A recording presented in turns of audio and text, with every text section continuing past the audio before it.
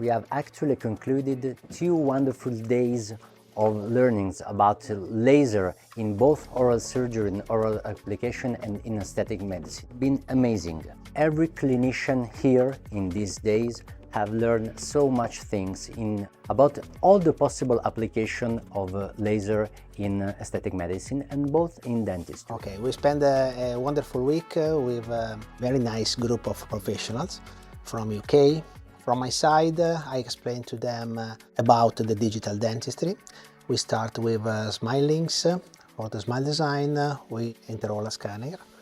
And everything is charged on the CAD links evolution. And we spend many hours in hands-on in order to make the common rehabilitation in dentistry. In the end, we also get the opportunity to the student, the doctor, to use our 3D printer and our milling machine in the milling center.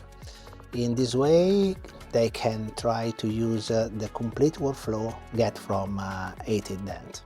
A big thank you for organising such an informative course. All the delegates have had a really good time while we've been here. Everyone's been super friendly. The speakers have been really good.